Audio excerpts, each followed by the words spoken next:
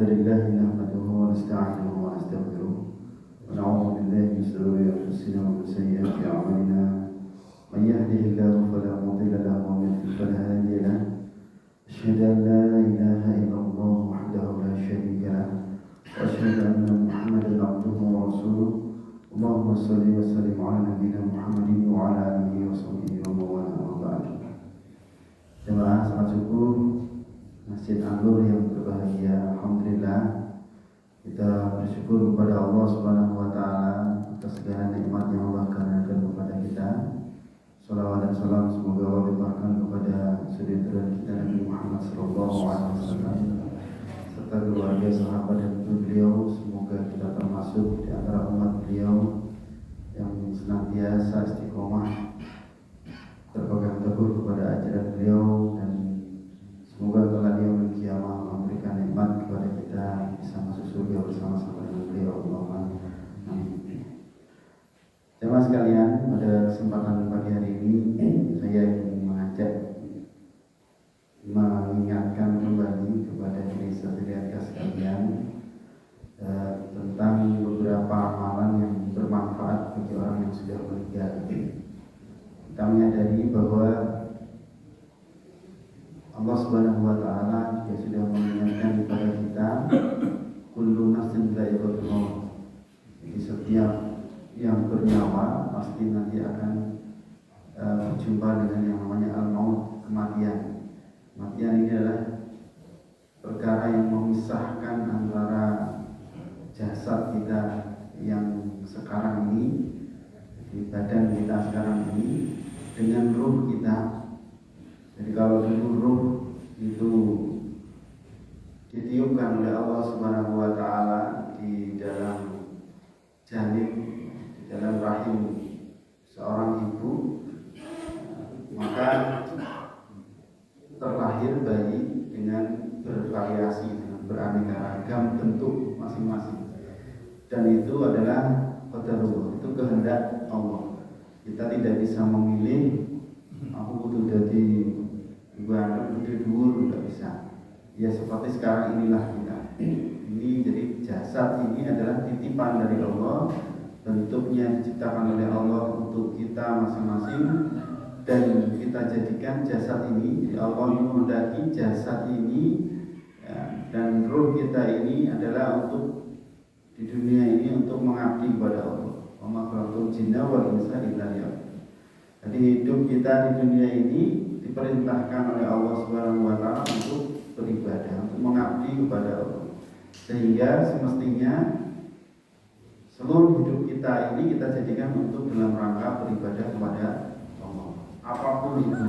Jadi ibadah itu tidak harus sholat. Itu ibadah ada mahdhur, ada ghairu mahdhur. Ibadah yang memang itu bentuk dari perintah yang diperintahkan oleh Allah Subhanahu wa taala secara khusus. Mahdhur itu khusus seperti sholat, puasa, zakat itu sesuatu yang sudah ditentukan.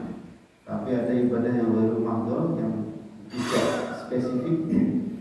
Jadi semua amal kebaikan itu akan bernilai ibadah manakala kita niatkan itu karena Allah. Dan kalau di dalam syariat Islam, Rasulullah mengajarkan semua bernilai di hadapan Allah ketika diawali dengan membaca Bismillahirrahmanirrahim. Maka setiap aktivitas ya, biasanya kita awali dengan mengucapkan Bismillahirrahmanirrahim. Ya, yang belum, mari kita awali dengan Bismillahirrahmanirrahim. Dan nanti kalau sudah meninggal dunia, ini nanti beberapa amalan yang bisa kita lakukan bagi orang yang meninggal dunia. Kita masuki yang pertama. Satu amalan yang sangat bermanfaat bagi orang yang meninggal dunia itu yaitu doa kaum muslimin. Ini dalilnya sangat jelas di dalam Al-Quran, surat Al-Hasr. Qala Allah Ta'ala walladzina ja'una min ba'dihim yaquluna rabbana ighfir lana wa li ikhwanina alladhina sabaquna taj'al fi qulubina ghillan lil ladzina amanu rabbana innaka ra'ufur rahim. Jadi doa ini juga sering kita baca ketika kita selesai sholat ya. Atau kalau di Jumatan gitu ya, sering kita mendengar khatib membaca doa ini di akhir khutbahnya. Nah, ini doa untuk orang muslim, kaum muslimin. Doa kaum muslimin ini banyak penjelasannya. Ini penjelasannya banyak sekali. Tidak saya detailkan. Jadi kemudian firman Allah Subhanahu wa taala surat Muhammad, wa qala ta'ala wastaghfir li dzambika walil mu'minina wal mu'minat. Muhammad, dan Allah berfirman, dan mohonlah ampunan bagi dosamu dan bagi dosa orang-orang mukmin laki-laki dan perempuan. Kemudian surat Ibrahim banyak sekali dari wa qala ta'ala Rabbana firli wa liwalidayya wa lil muslimina yauma yaqumul hisab. Surat Ibrahim ayat 41. Allah berfirman, doa Nabi Ibrahim, wahai Rabb kami, beri ampunlah aku dan kedua ibu bapakku dan sekalian orang-orang mukmin pada hari terjadinya hisab hari kiamat. Kemudian hadisnya dari Abu Darda bahwa Rasulullah SAW bersabda, doa seorang muslim untuk saudaranya yang tidak ada di hadapannya pasti dikabulkan. Di dekat kepala orang tersebut ada malaikat yang bertugas untuk itu, dan setiap kali seorang muslim berdoa kebaikan untuk saudaranya, maka malaikat yang bertugas ini berkata amin, dan untukmu seperti doa itu. Nah, ini berlaku untuk yang masih hidup dan sudah meninggal. Nah, jemaah sekalian, doa untuk saudara muslim kita ini, kemudian kalau kita sudah paham, maka mari kita biasakan dalam kehidupan kita ini untuk mendoakan saudara-saudara kita, baik kenal maupun tidak kenal. Jadi kenapa biasanya kalau khutbah Jumat itu ya, kalau kita jadi jamaah, mesti doanya awal-awal dan salawat Allahumma fir lil mu'minina wal mu'minat wal muslimina wal muslimat. Itu sampai apal, jadi jamaahnya sampai apal sendiri. Dan doa itu memang sangat dianjurkan. Jadi kita mendoakan kaum muslimin. Bayangkan ya, kalau kita mendoakan Allahumma fir lil mu'minina wal mu'minat wal muslimina wal muslimat, baik al-ahya minhum wal amwat, yang itu kan. Kalau kita berdoa kaum muslimin dan orang mukminat, muslimin muslimat jumlahnya banyak. Berapa banyak? Kalau itu dikembalikan kepada kita, malaikat amin untuk kamu juga, gitu kan? Pahalanya banyak sekali yang kembali kepada kita. Sehingga pada hakikatnya ketika kita ingin mendoakan saudara muslim kita yang lain, ya, ketika kita mendoakan orang mukmin dan mukminat, maka doa itu sebenarnya akan kembali kepada kita. Kita doakan malaikat. Nah, senang ya didoakan malaikat. Tapi kita berdoa, tapi tidak disadari, kita tanpa kita sadari, malaikat itu mendoakan amin, kamu juga buat kamu. Nah, berapa banyak ketika kita mohonkan ampun, maka kita didoakan oleh Allah kembali sebanyak orang yang kita doakan. Jadi ampunan yang akan diberikan oleh Allah Subhanahu wa taala itu menjadi jumlahnya sangat banyak. Kita berdoa satu kali, tapi yang kembali banyak. Jadi paham ya? Jadi ini doa untuk orang-orang muslim, muslimat, mukmin, mukminat. Jadi kita biasakan untuk membaca doa.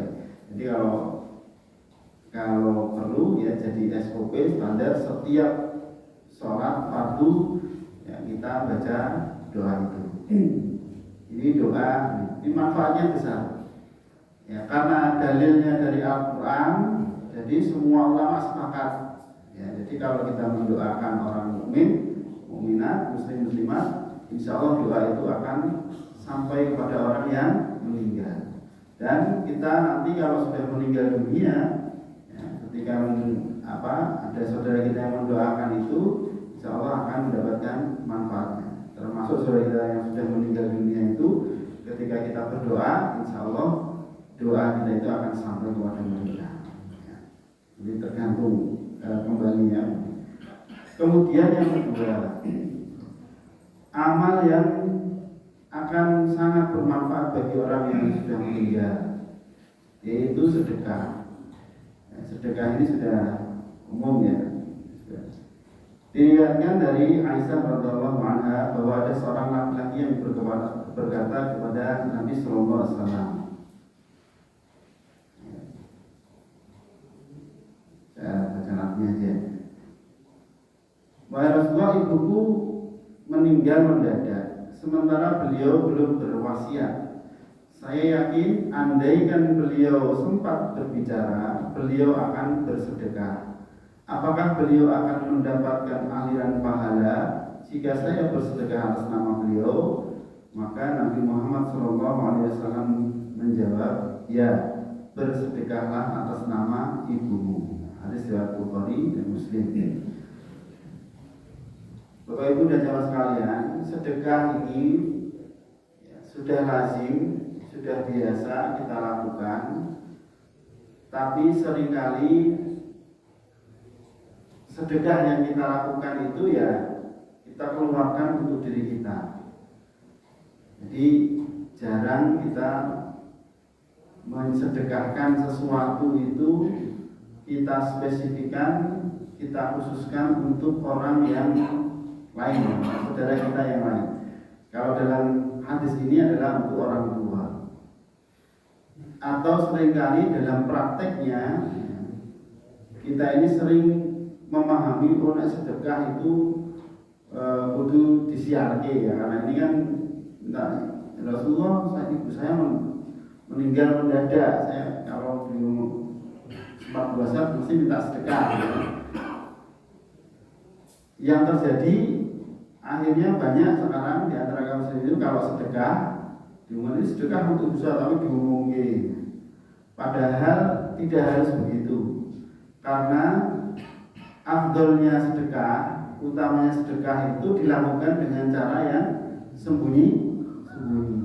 Meskipun boleh secara terang-terangan, sedekah dengan terang-terangan boleh, tapi afdolnya sedekah itu tangan kanan mengeluarkan sedekah, tangan kiri tidak tahu itu afdolnya sedekah. Sehingga ketika kita bersedekah, ya, itu afdolnya sedekah kita itu tersembunyi.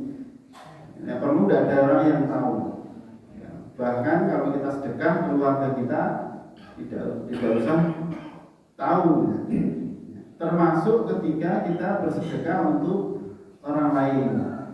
Jadi ketika kita bersedekah, misalnya ada peristiwa, ada kejadian, orang dulu punya utang, tidak bisa bayar.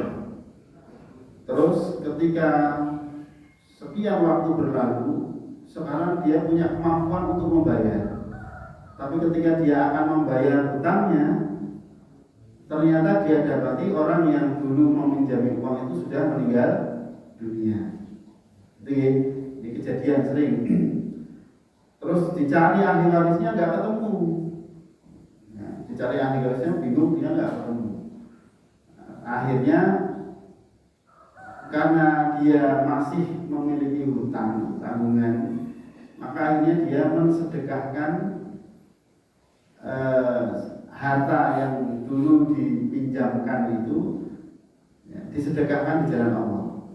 Nah, di sini dia boleh, saya mensedekahkan harta ini adalah harta fulan yang dulu memberi saya pinjaman, karena saya tidak ketemu ya Allah, saya sedekahkan harta ini untuk atas nama fulan. Nah, ini nggak usah disiar-siarkan, ya. Karena kalau disiarkan berarti itu utang tak bayar, bukan air. Jadi boleh kita bersedekah seperti itu, tidak harus, tapi itu kita dalam hati kita, atau kalau dilafalkan juga tidak apa-apa, tetapi cukup bagi kita saja yang tahu. Itu sudah termasuk sedekah. Dan sedekah-sedekah yang lain yang itu sebenarnya.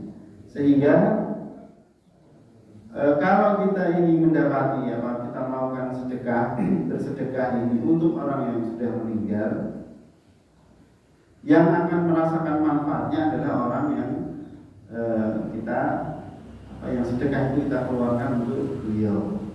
Dalam hal ini utama adalah orang tua. Jadi kalau kita punya orang tua yang sudah meninggal, kita boleh bersedekah untuk orang tua kita. Namun orang tua kita hartanya banyak, diwariskan, kemudian harta warisan itu kita sedekahkan untuk atas nama orang tua kita.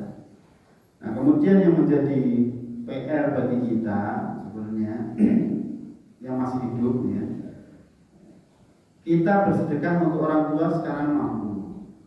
Tetapi bagaimana kemudian kita mengajarkan kepada anak keturunan kita, karena nanti kan kita akan meninggal dunia, mengajarkan kebiasaan untuk bersedekah atas nama orang yang meninggal dunia. Jadi ini penting bagi kita untuk mengajarkan anak-anak kita, keturunan kita itu untuk bersedekah atas nama orang lain. Ya, kadang-kadang kita lupa. Ya, kalau kita ngaji begini, ngaji kan untuk kita ya. Jadi kadang-kadang kita lupa untuk mengajarkan kepada anak-anak keturunan kita untuk melakukan perkara ini.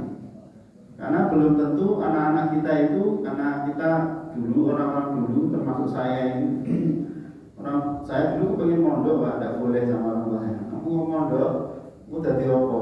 Karena image dulu anak santri itu tidak dadi apa, Pak. Jadi image itu santri kan yang desa, mulai ngaji, macul ya. Dia saya disuruh sekolah umum.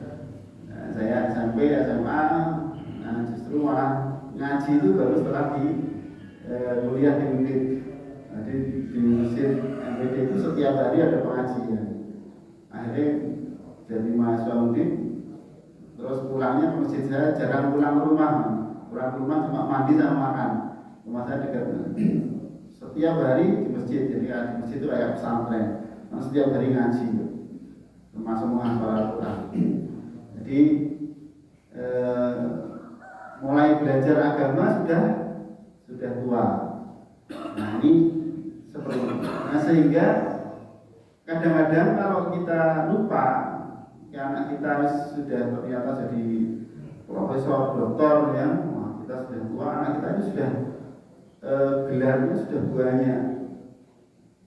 Tapi kalau tidak kita ajarkan kepada mereka itu untuk bersedekah atas nama orang lain, Pak, yang terjadi itu luar biasa. Ya. Jangankan sedekah, ya, harta warisan itu jadi rebutan, Pak.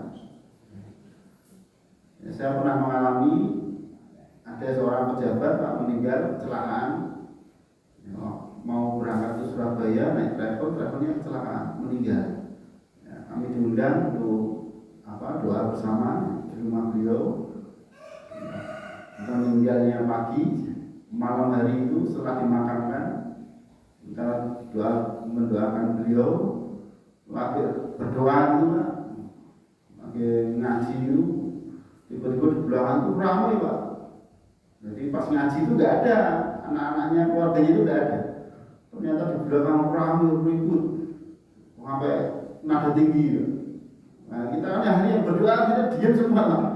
Mandek dan startnya ada apa Pak Bu, langsung masih agak ramai, terus nanti ramainya nanti atau besok saja, ini sekarang lagi berdoa. Setelah selesai mengaji ya, karena saya juga marbot sama Pak saya cerita, astagfirullahaladzim, bapaknya baru meninggal tadi pagi, malam hari itu anaknya sudah ribut masalah warisan. Nah itu kisah nyata, saya ngalami sendiri. Kenapa? Karena yaitu lupa mengajarkan bahwa orang yang sudah meninggal itu juga perlu disayangi. Kita boleh mendidik anak kita jadi hebat, jadi pinter, jadi sukses, tapi jangan lupa bahwa ternyata setelah kita meninggal dunia itu, kalau tidak kita ajarkan anak-anak kita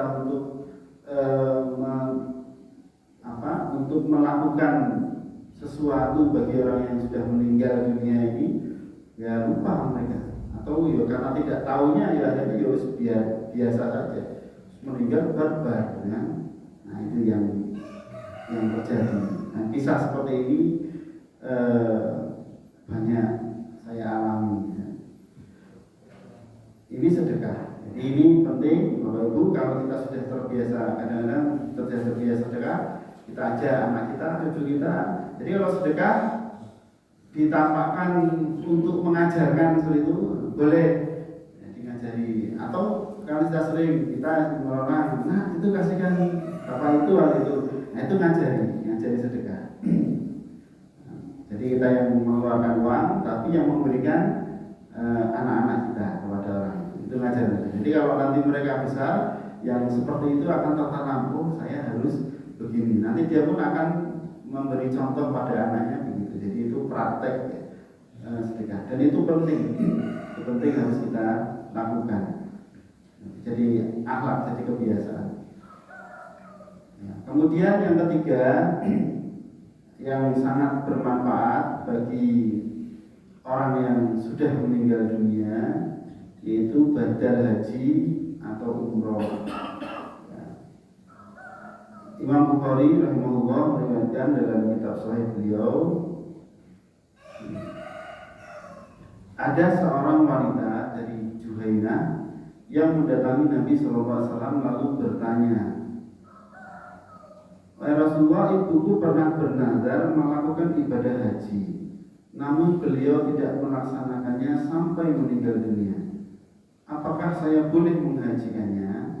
Rasulullah SAW menjawab, "Ya, hajikanlah beliau. Bagaimana pendapatmu jika ibumu memiliki tanggungan hutang? Apakah engkau akan membayarnya? Allah lebih berhak untuk dilunasi." Ini hadisnya yang mengatakan banyak sekali dan insyaallah hadisnya sahih. Badal haji atau umrah. Jadi Bapak Ibu sekalian,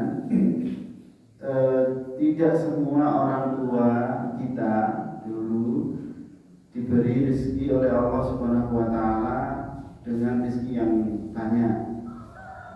Kemudian juga mungkin orang tua dahulu ketika mau naik haji itu perjuangannya berat, lebih berat daripada sekarang. Kalau sekarang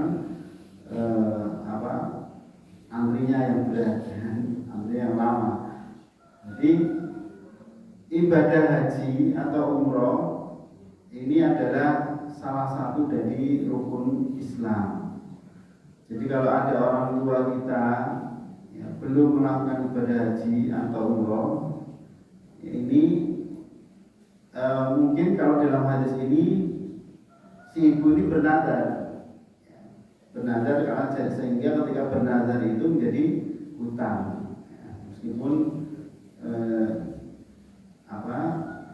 ibadah haji itu sebenarnya dalam dalil-dalil itu manis tatoan ilaihi sabila, nah, bagi orang-orang yang memiliki kemampuan untuk melakukan perjalanan ke sana. Tapi ketika sudah menjadi nazar, maka itu menjadi wajib, jadi harus dilakukan. Nah, ternyata dalam hadis ini sudah bernazar, tapi sampai meninggal dunia tidak dijalankan, dilaksanakan, maka itu menjadi hutang. Nah, maka dari itu menjadi wajib ya, bagi orang yang bernazar itu untuk menunaikan. Ketika sampai meninggal dunia, anaknya ini untungnya tahu. Maka kenapa kalau kita bernazar, ini kaidah tentang nazar itu, kalau kita mau bernazar itu harus ada saksi. Jadi kalau kita punya nazar itu boleh. Jadi nazar itu satu yang diperbolehkan. Ya. Yang kedua, nazar itu harus ada saksi yang bisa mengingatkan tentang kewajiban nazar ini. Jadi kalau kita ingin punya hajat sesuatu, ini nazarnya bagus, saya bernazar ingin haji, ini nazarnya. Ini disaksikan dan itu mau diniatkan untuk nazar.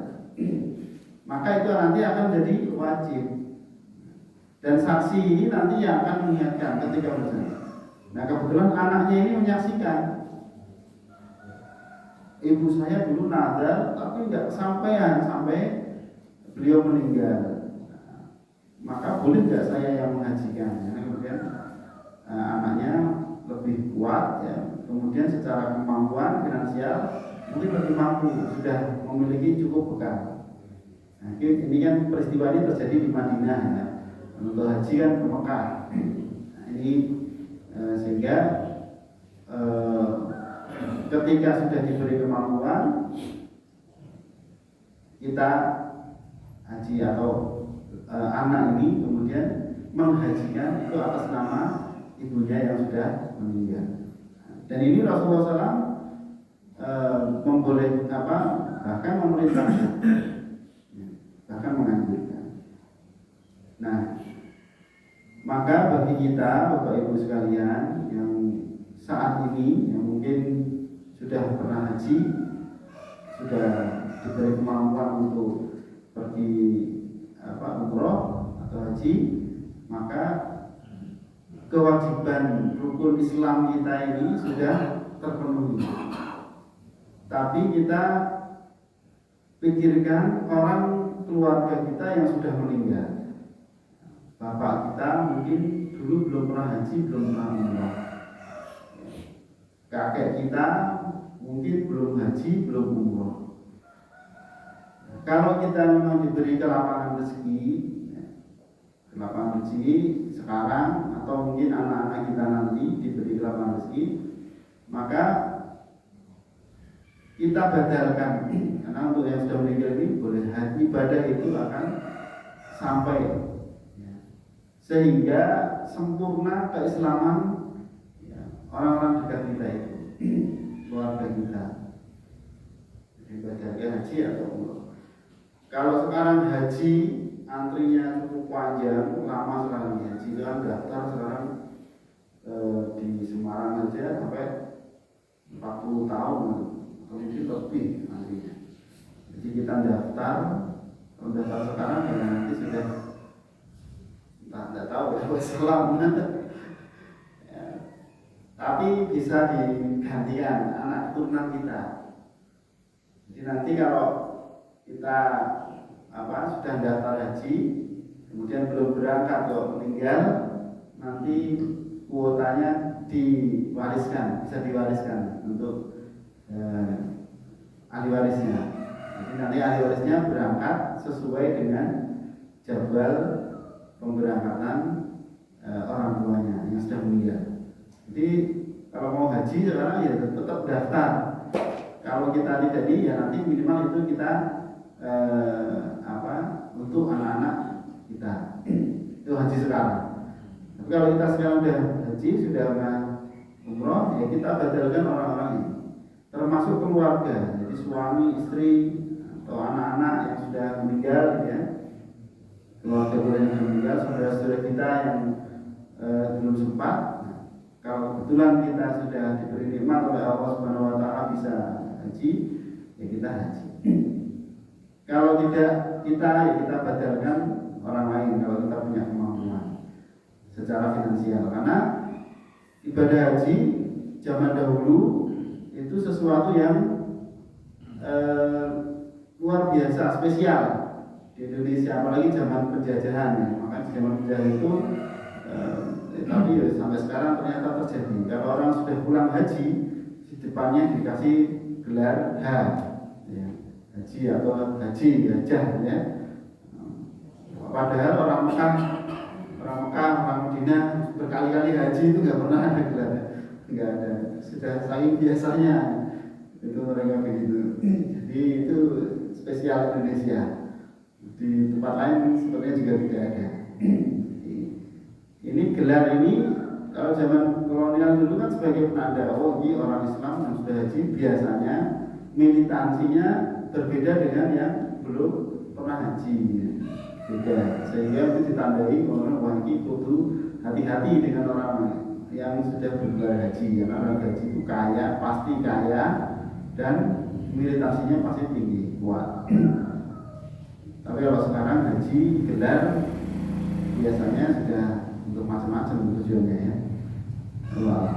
Jadi ini Bapak Ibu, ini penting dan kita ajarkan kepada anak-anak kita sampaikan bahwa rukun Islam itu 5 itu haji. Kita sejak kecil dulu kalau belajar agama Islam itu mesti mulai toharoh, sholat, puasa, zakat, mentok sampai zakat. Haji jarang dipelajari, jarang diajarkan kepada anak-anak. Ya, setelah ada TK Islam, ya, itu baru anak TK diajak manasik haji anak TK. Tapi setelah TK SD lupa. Di SD itu cuma rukun Islam aja, tapi bagaimana haji, kemudian motivasi agar kita itu berangkat haji atau umroh itu hampir tidak terjadi. Nah ini PR bagi kita. Kalau kita ada di orang Muslim yang mampu dan berorientasi seperti itu, biasanya rumahnya itu dikasih hiasan dindingnya gambar Ka'bah. Nah ini penting Pak. Jadi dulu saya sejak kecil rumah saya itu nggak ada gambar Ka'bahnya Pak. Sampai saya bercita-cita besok aku di rumah saya ingin masang gambar Ka'bah di rumah saya. Saking inginnya, jadi orang tua saya itu nggak kepikiran masang gambar Ka'bah, sehingga motivasi mau haji umrohnya itu nggak ada sama sekali. Padahal duitnya ada, tapi dan kebanyakan orang tua Muslim itu begitu, punya rumah tapi tidak dihiasi dengan gambar Ka'bah sehingga motivasi haji itu tidak ada. Padahal sekarang ya, sudah kalau mau haji antrinya sudah panjang, mau umroh susuan, sekarang luar biasa, umroh itu luar biasa. Tapi alhamdulillah sudah mudah. Tapi kalau tidak dimotivasi dari dalam diri kita, tidak termotivasi setiap harinya. Saya setelah beli gambar Ka'bah itu, gambar Ka'bah saya ini pasang, terus saya bilang ya Allah saya kepingin ke situ, ya. Dulu kan belum saya sudah usia berapa 35 tahun, saya dapat rezeki beli rumah, langsung yang saya beli itu hiasan dinding itu gambar Ka'bah gede Pak, di ruang tamu saya wajah. Jadi terus setiap kali masuk rumah ya Allah saya kepingin ke situ.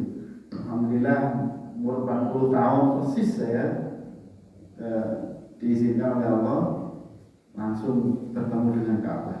Nah sekarang anak-anak saya motivasi itu lihat dari diri. Kalau kamu lihat itu langsung ngomong, ya Allah saya kepingin ke situ. Ya. Kalau saya ngasih uang sekarang nggak punya, jadi ngasih motivasi. Kamu nanti insya Allah kalau seperti itu doa ya, insya Allah akan dikabulkan oleh Allah. Kapan, entah bagaimana caranya, tapi itu motivasi dan spirit yang nanti kita berdoa nanti insya Allah pasti akan dikabulkan oleh Allah, entah kapan waktunya. Nah ini belajar haji dan umroh. Nah ini dan motivasi agar kita bisa ke sana. Jadi kalau tidak diajarkan kepada anak-anak kita, keturunan kita, itu betul-betul lupa. Nah, baik, kemudian kita lanjutkan yang tadi masih nyambung. Sesuatu yang sangat bermanfaat bagi orang yang sudah meninggal itu melunasi hutang. Sa'ad bin Atwal radhiyallahu anhu ketika Nabi SAW mengatakan kepadanya, sesungguhnya saudaramu tertahan ruhnya karena hutangnya, maka lunasilah hutangnya. Kemudian Sa'ad berkata, wahai Rasulullah, aku telah melunasi semuanya kecuali 2 dinar yang diakui oleh seorang wanita sementara dia tidak punya bukti. Maka Rasulullah SAW bilang, berilah dia karena dia berhak. Ini hadisnya juga banyak sahih diriwayatkan oleh para perawi. urusan hutang-hutang ini sesuatu yang panjang urusannya. Jadi bukan hanya di dunia, bahkan nanti sampai di akhirat. Jadi kalau kita berurusan hutang-hutang, namanya sebenarnya orang yang paling merdeka. Orang merdeka yang betul-betul merdeka itu orang yang tidak punya hutang. Ya, itu luar biasa. Dan ini hutang ini spesifik hutang berupa uang ya. Meskipun ada hutang-hutang yang lain ya, janji itu juga hutang.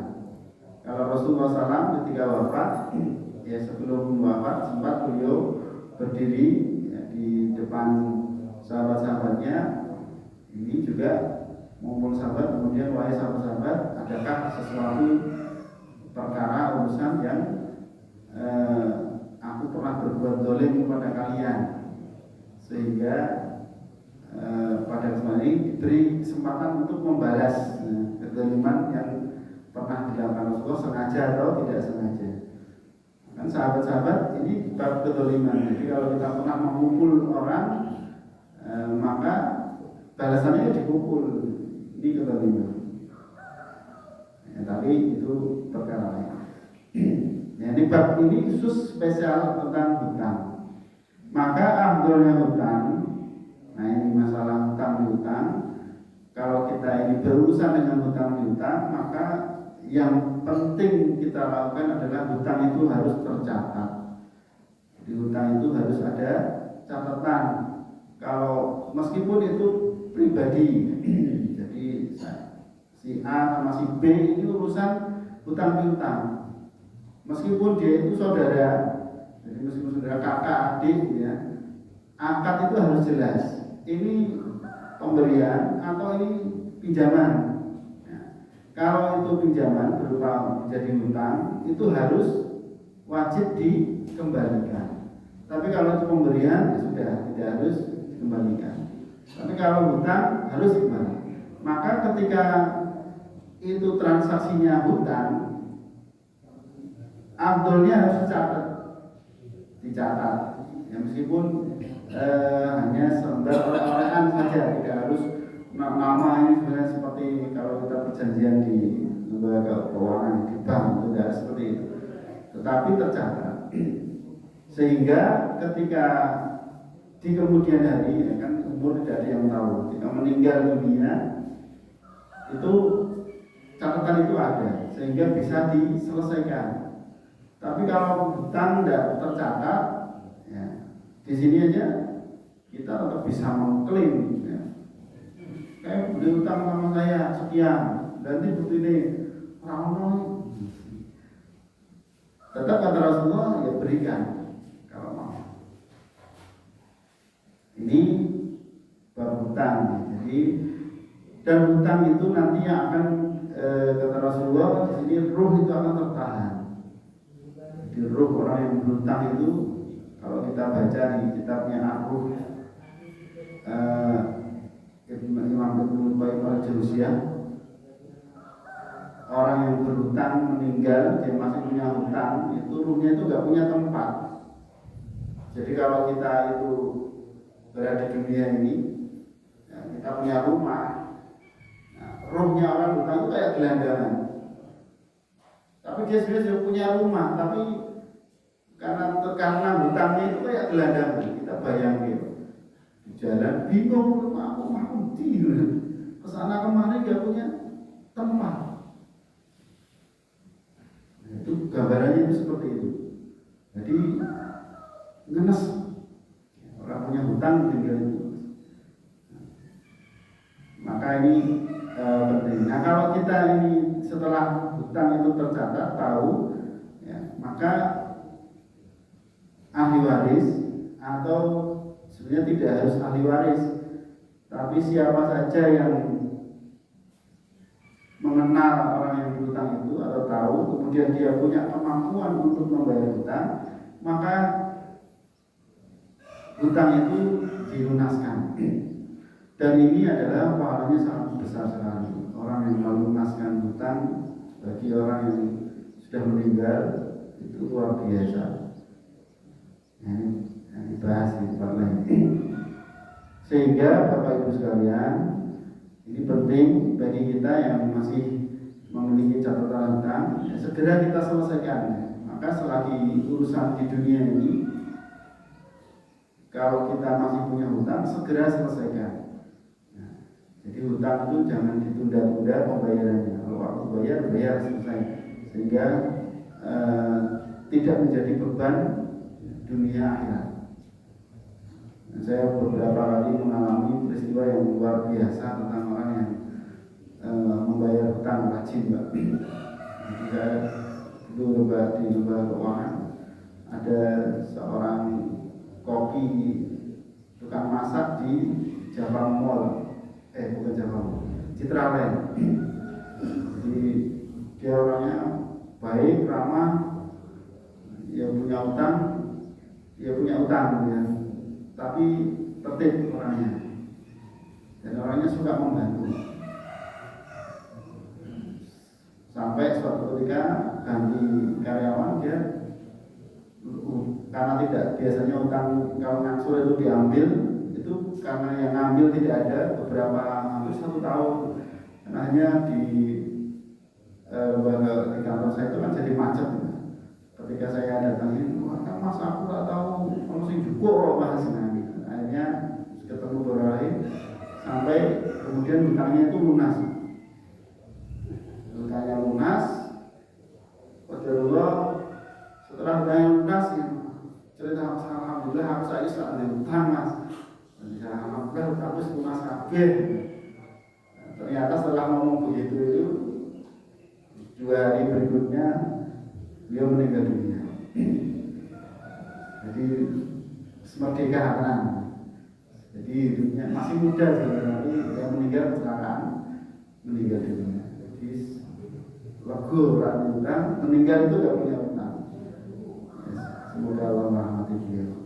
Sampai sekarang saya tidak bisa lupa.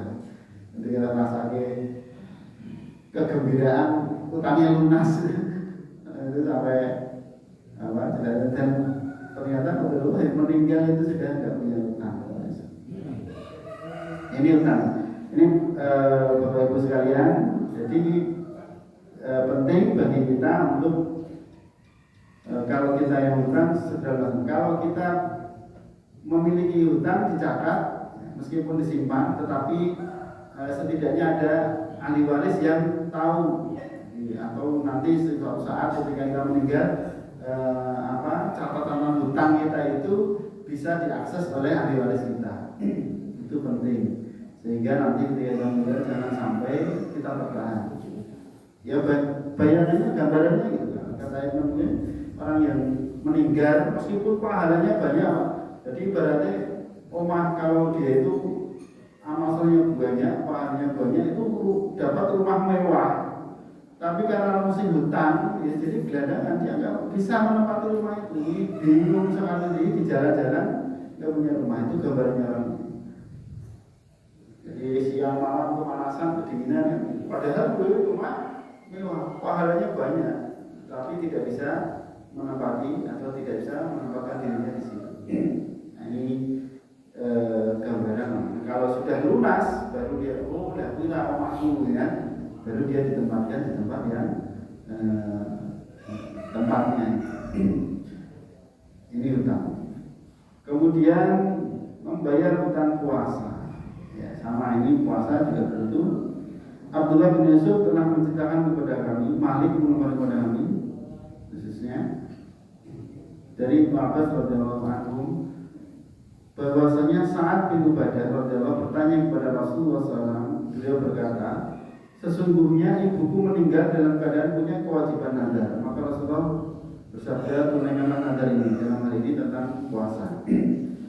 Maka puasa ini, ya, kalau ada keluarga kita biasanya yang sudah sepuh gitu, puasa Ramadan, atau mungkin ada ibu wanita-wanita, biasanya memang wanita yang sering begini, karena wanita itu kalau puasa Ramadan itu ada waktu-waktu yang dia itu memang tidak berpuasa.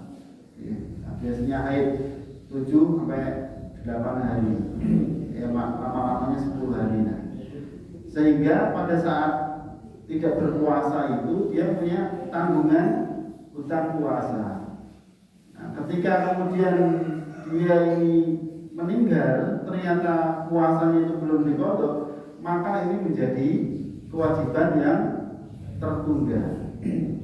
Ya, maka kalau bagi kita Bapak Ibu, ini suami istri kalau yang masih haid, kalau hutang puasa bilang sama suaminya, haidnya berapa hari, atau anak-anak kita gitu ya, puasanya berapa hari yang tidak berpuasa, sudah diqadha berapa hari, itu kita tahu. Jadi ada keluarga yang tahu, sehingga karena tadi sekali lagi usia itu tidak ada yang tahu. Ketika meninggal dunia, maka puasa ini bisa diqadha oleh orang yang masih hidup. Nah, ini puasa. Kalau utang puasa, jadi kewajibannya itu, karena kalau kewajibannya itu belum terselesaikan, belum terpenuhi, maka ini menjadi dosa. Nah, ini yang patut kita. Jadi ini penting, sehingga perkara-perkara yang terkait dengan waktu berpuasa ini juga harus kita ketahui dan kita informasikan kepada, kalau ibu ya, kalau kita sebagai bapak-bapak ini tahu istri kita tidak puasa sekian hari, dan kita ingatkan segera. Jadi kalau apalagi ini nanti sebentar lagi sudah Ramadan lagi, 2 bulan lagi atau 2,5 bulan lagi sudah Ramadan lagi, kita ingatkan istri kita atau anak-anak kita, puasa Ramadan dulu kemarin sudah diqadha apa belum. Ini banyak Pak yang lupa, ya, karena memang dalilnya Aisyah itu kalau mau mengqadha puasa Ramadan itu hampir Ramadan lagi, sama kejadian wanita yang qadhanya ternyata besok sudah mau Ramadan baru diqadha ya.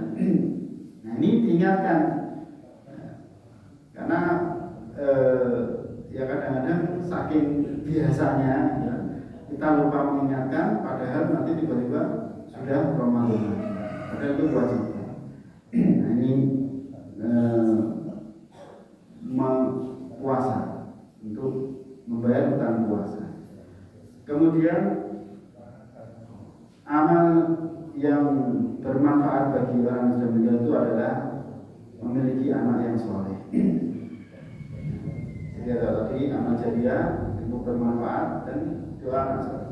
Nanti saya sangat mohon, tidak melakukan insan mengkotor amaluhu illa min salasin min shadaqatin jariyatin wa ilmin yantafa'uhi wa walidin sholihin yad'u lahu.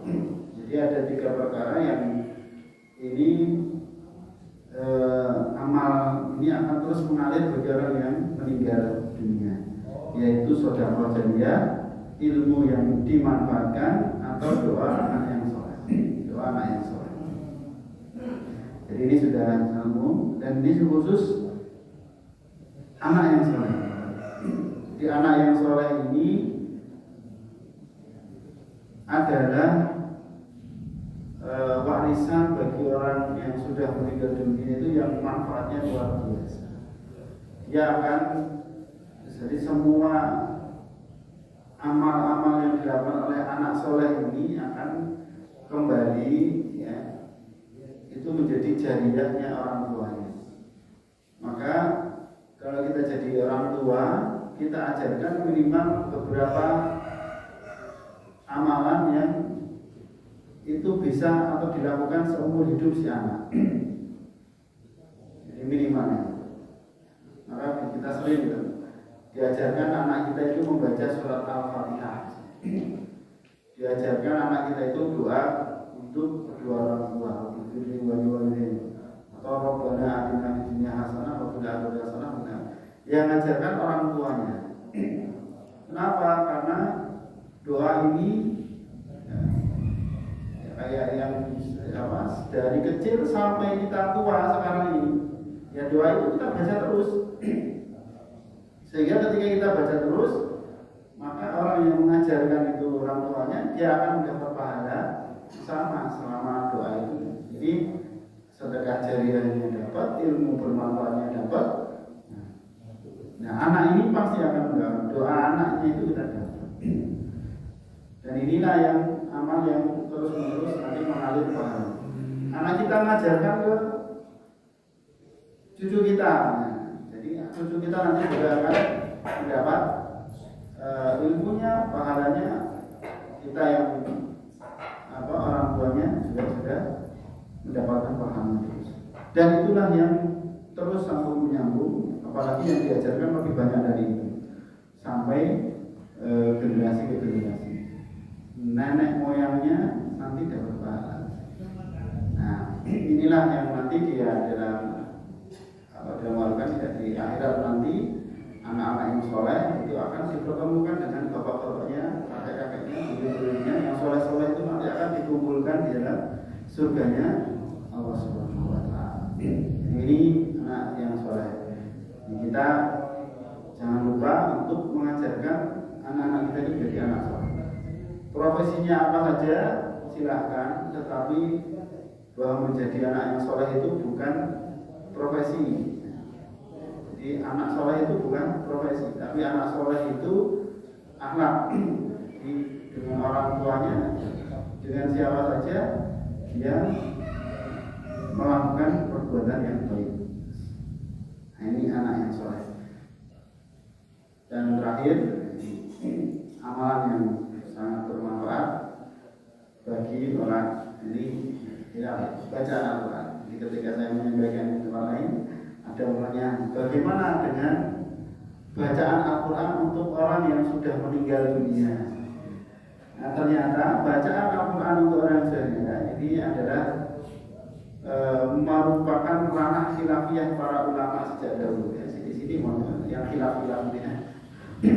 Kita ngaji bareng yang khilaf-khilaf. Ada perbedaan pendapat para ulama khilafiyah, khilafiyah di antara ulama tentang bacaan Al-Quran untuk orang yang sudah meninggal dunia. Nah, jadi kalau kita mengkaji kitabnya banyak, dan ini terjadi Bapak Ibu, khilafiyah ini terjadi sejak abad pertama Hijriah. Jadi setelah Rasulullah wafat, Umar Khulafaur Rasyidin wafat, Abu Bakar, Umar, Utsman, Ali, ya, muncul khilafiyah membaca Al-Quran untuk orang yang sudah meninggal ini boleh apa tidak. Sampai-sampai ya ini ada seorang ulama ahlul Quran yang beliau Al-Hafidz Jalaluddin Asyuti, itu beliau kitabnya tentang, beliau menulis kitab yang berkaitan dengan Al-Quran itu lebih dari 300 buku. Ini Jalaluddin Asyuti, kitabnya tentang Al-Quran itu lebih dari 300 kitab. Luar biasa ya. Beliau ketika membahas tentang bacaan ini, beliau menyebutkan di dalam Syarah As-Sudur telah terjadi perbedaan di antara para ulama mengenai sampainya pahala bacaan Al-Quran kepada orang yang telah meninggal. Menurut mayoritas ulama salaf dan ulama yang tiga mazhab, ya, Hanafi, Maliki dan Hambali, Imam Syafi'i malah tidak ada, menyatakan bisa sampai kepada orang yang telah wafat. Jadi bacaan Al-Quran itu sampai kepada orang yang telah wafat. Ini pendapat yang ditulis oleh yang dirumuskan ulama-ulama yang setuju. Karena ada yang tidak sependapat, ya, ada yang tidak. Nanti kita bahas. Kemudian Imam Ibnu Qayyim dan Ibnu Taimiyah, lebih panjang lagi penjelasannya.